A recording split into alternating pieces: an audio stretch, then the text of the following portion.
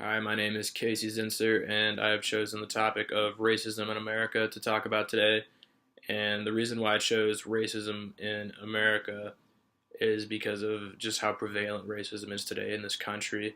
You'd think, after how far we've come, dating all the way back to slavery, that racism would be dead by now, and uh, we would all just love each other and respect each other, but it's just not how it is. You constantly have public figures coming under fire for making racist comments against someone else. These police shootings against innocent black men are still going on, and even walking around and the inequality that is still present today is just insane, and that's why I'm going to be talking about racism in America The today. United States is often This called is the a great video melting presented by pot, but it's a CNN, country that just struggled with race presenting you relations with throughout its just history facts and and still logic does about how today. racism A is still relevant 2015 today in CNN and America. Kaiser Family They talk about Foundation poll segregation found about and half of Americans think take racism is a information from big a bunch of problem, polls one that they that took doesn't involving seem to be racism. getting better. So I'll just let it play Two-thirds here. said racial tensions in the United States had increased over the last decade. More than half of blacks said they had experienced some form of racial discrimination in their lifetimes,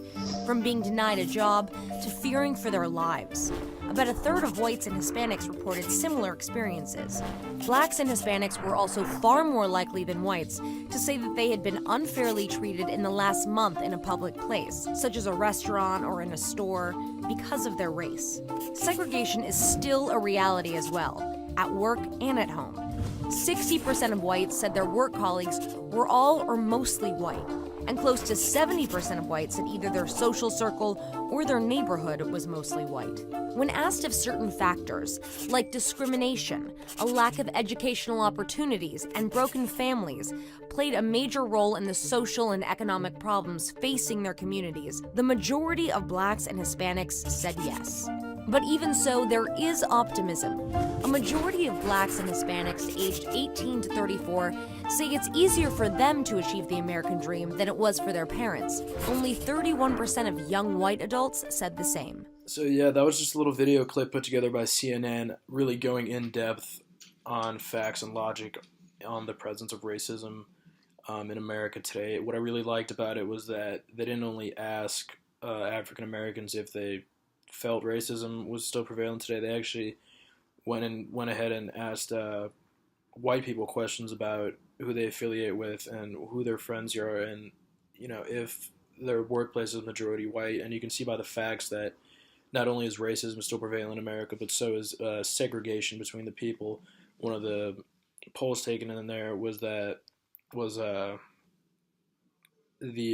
asked white people what if the majority of their workforce was white, and that included their neighborhoods and their friend groups too. And in each poll, over 50% agreed that yeah, their group of friends are majority white, and so is their workplace, and so is their neighborhood, and that just kind of shows the segregation. And although these people that took these polls may not be racist themselves, it just shows that underlying division between races.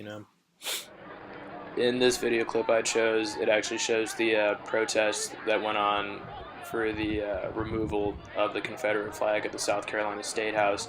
It quite literally shows the division between blacks and whites. Although the KKK, who are the ones protesting the taking down of the Confederate flag, they might be a very far alternative right group in comparison to the rest of America, but it's still just insane that these types of people are still around today, and that they haven't come to terms with what America should be, which is a nation of equality and peace.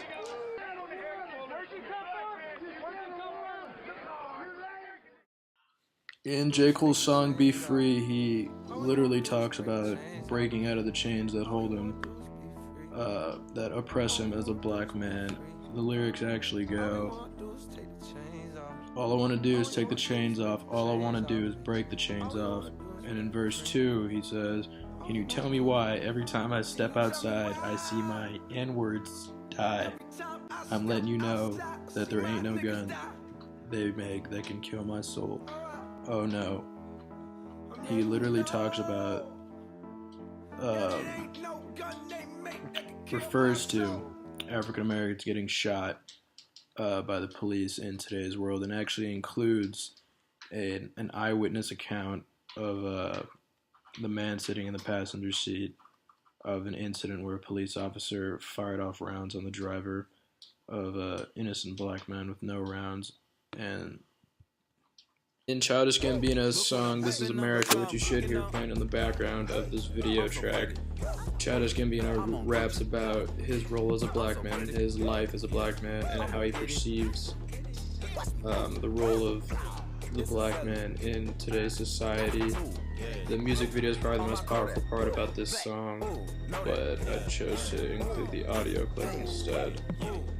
And Childish Gambino released this song as a single in a time of turmoil and racism in America to really reveal what racism is to him. This is going to be the conclusion to my intellectual AV mix on racism in America, and I actually learned a lot just in that minute and 30-second video by CNN. They just present you with facts and poll questions taken by them. It really just shows how America is still racist. Even though people don't say they're racist, you still have, whites hanging out with majority whites, and black people still hanging out with majority black people, and I attend college. I walk around a college campus every day, and you can see it for your own eyes, really. You have majority white people hanging out with each other. Even when I see groups of friends hanging out at the union, meeting up in between classes, or like even in front of Chick-fil-A or Panda Express in the union, you see the table of all black people sitting down and having a dinner or lunch together, and then you see the table of all whites, and it doesn't even have to do with blacks and whites. I see it with the Mexicans too, and the Asians especially stick together around here. It's just crazy in my mind.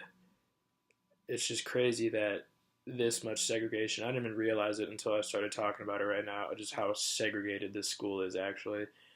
And you can apply it to more than this school. You can apply it to the entire nation, actually.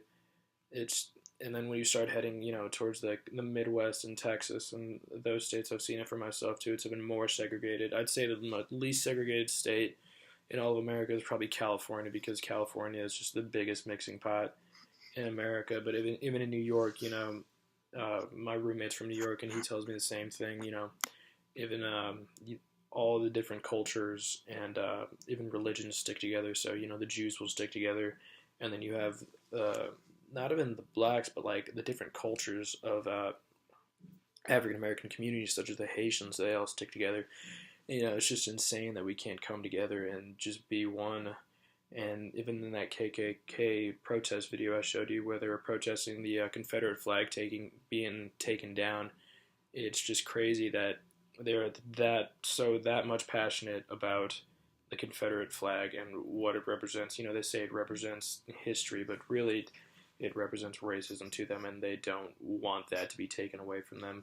And that's what they're protesting. They're protesting their heritage and their culture being taken away from them, which it isn't I guess their heritage and culture of racism is a bad thing, but it isn't a bad thing that the Confederate flag is being taken down. It's a step forward in America, I'd say, for peace and inequality. And this is going to conclude my intellectual AV mix. Thank you.